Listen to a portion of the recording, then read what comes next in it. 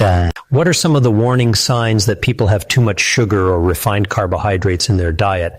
You know, one of the things that people need to look out for, which is sensed by how you feel as an individual. So everyone's different when you actually have overloaded yourself with sugars or carbs, is really a feeling of lethargy or not having as much energy, right? And it sounds ironic because sugar gives you energy, right? Anybody knows you drink energy drinks. It's like loaded with sugar and caffeine. You think that it would actually pump you up. But it's really the fact that the aftermath of too many of an overload of sugar and carbs tends to make you feel tired. A lot of people talk about, you know, the glucose spikes and dips, and that's part of it as well. But I think that there are many other things that can actually occur, especially if you're a serial overload of sugar and carbs. Yeah. And where are the sources? Do you feel that people are slipping up with sugar and refined carbohydrates?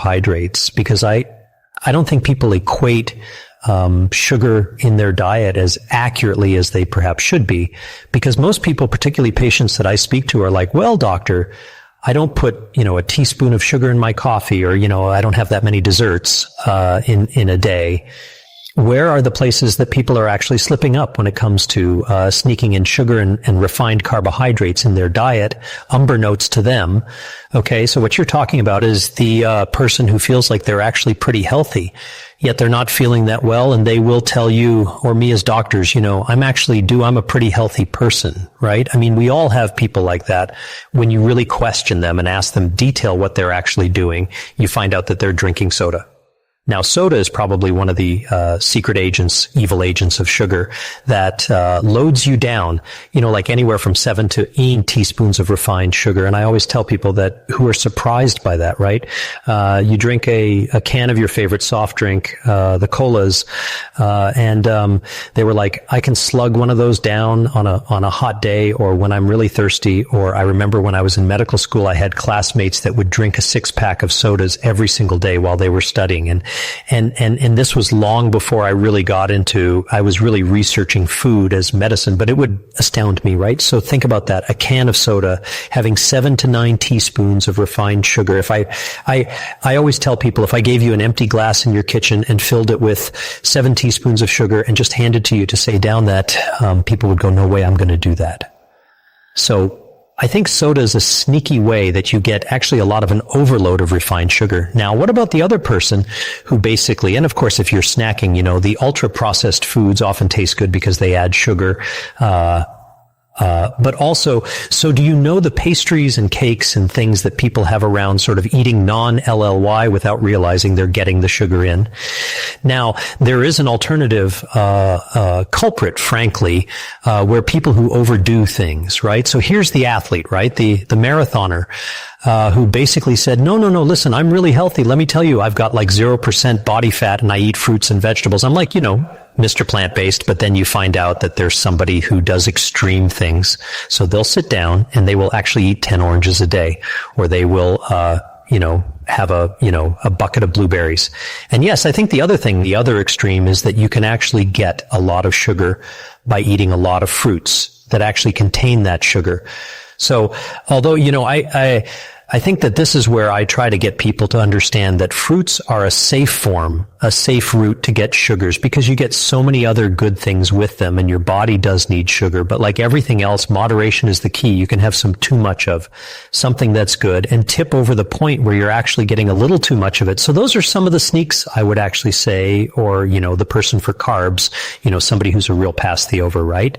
And by the way, you see this in people who work in restaurants, especially people work in the kitchen. They make these incredible dishes, and all of a sudden you mend their blood pressure. Their blood pressure is really high and their blood sugars are really high. And they're like, well, you know, I don't even have time to eat.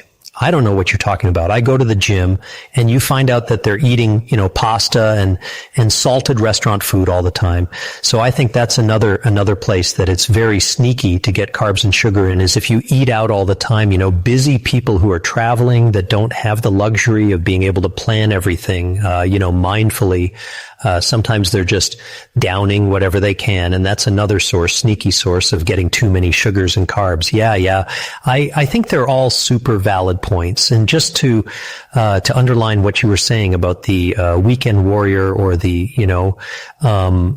wannabe athlete or someone who's just like really into the gym. Someone like myself, actually, I love going to the gym myself. I go most days in a week, but I have a lot of friends who subscribe wholly to the calorie in, calorie out phenomena. This sort of understanding that as long as you are within your calorie count, you'll be absolutely fine, and there's nothing to worry about. Now you're just talking about binging on fruits, like having way too many fruits. But there are some other people who you may not even get the sugar from the whole fruit forms, which are obviously packed with fibers and polyphenol that are super healthy. And you talk about in your books as well, in both of them, E to beat disease and E to beat your diet. What about those people who are slugging the Lucas AGS, the Gator AE, the high sugars, but they're still within their calorie count and they feel that that's healthy? Are they doing something UNT to their health despite that calorie fitting? Yeah, well, the whole thing about calories is that it's one word that has become a loaded time bomb, because everyone feels that you can have that magic bullet, simple answer solution to all of your health ailments. Calorie in and calorie out is way too oversimplistic, and it's really an outdated idea in itself back in the day. Let's go back into a time machine and step 30 years behind, okay, to where we are today. And yes, I think that the state of the art of thinking about nutrition was looking at calories and proteins and fats and carbs, but we are way beyond that now. And so in today's world, what we realize is a calorie is simply a unit, a measure of energy that we get from our food. And that energy is sort of the fuel, the gasoline, the petrol that we load into our body, the same way that we actually go to the gas station and get fuel petrol to load into our car. If you drive a car that still uses petrol, and you fill it up and then you drive off. But I like to use that analogy about the car and petrol, because if you think about it this way, we all know that our cars run on fuel, but we don't think about that fuel very much. And we don't think about all the interconnections between the fuel tank and the fuel injector and all the carburetor and all the complicated things in the car engine. We just get in and go about our way, just like we go about in our life. The only time we start to focus on the fuel of the car is when the gas meter runs down, the fuel tank gauge runs down, and then all of a sudden, that's all we can think about. I got to find a station to be able to fill up, right? And that's really the same thing in our body. When our fuel body's fuel tank runs low, our fuel gauge registers low, and it's a complicated system. But think about our the gut-brain axis as being our fuel tank, using hormones to signal our fuel gauges. FL, all of a sudden, all you can think about is going to the kitchen or to the refrigerator or to get something to eat, grab something out to eat, right? So that's kind of that. And then the more you are hungry, the lower your fuel is, the more panic you actually get about it. Just like when your fuel gauge is almost empty, like you're on the red line, all of a sudden, like your pulse is racing to find that petrol station, so you don't run off out of gas on the side of the road. That's when we get hangry, right? You're like totally agitated. All right. So the point is that when you go to the gas station to fill up your tank with petrol, we and our bodies fill up our body with fuel, which are the unit of fuel is not gallons, but it's really calories. But just like the car, that you have a choice of different types of petrol you could put in. There's the poor quality, cheap stuff. There's the more expensive stuff that's higher quality. And, if you fill up your car a few times once in a while with really crappy fuel, it's going to be okay, no problem. Your car is going to be able to do it.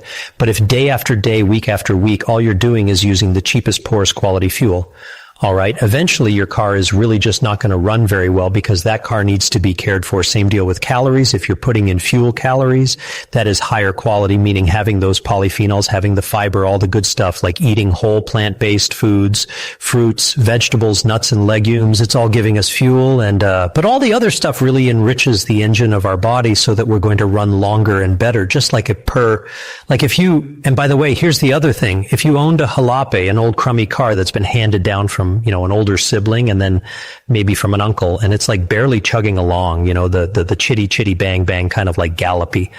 All right. You might be tempted to pee poor quality fuel. A crappy car is going to break down faster if you don't feed it quality fuel. All right. So that's one thing and a lot of people start out with not such a great health. And so this is if you're starting out behind the 8 ball. All right. If your body is sort of the jalapa and you want to get better, you want to actually immediately put higher quality fuel. Easy farmers market produce section of the grocery store. Choose the right fuel, not just calories, but all the other good stuff, and your car will run better. You'll notice it right away. On the other hand, if your car is a Ferrari, guarantee you, if you've invested that much into that beautiful Ferrari red vehicle, when you pull over to the station, you are not going to be putting the cheapest quality gas in there. So you need to actually step up your game regardless of what end of the spectrum you are. And that's why a calorie is not a calorie, and a calorie in and a calorie out is way too oversimplified. Not to mention the fact that there's many ways I was just talking about the calorie in art. Not to mention there's many other ways of thinking about the calorie out.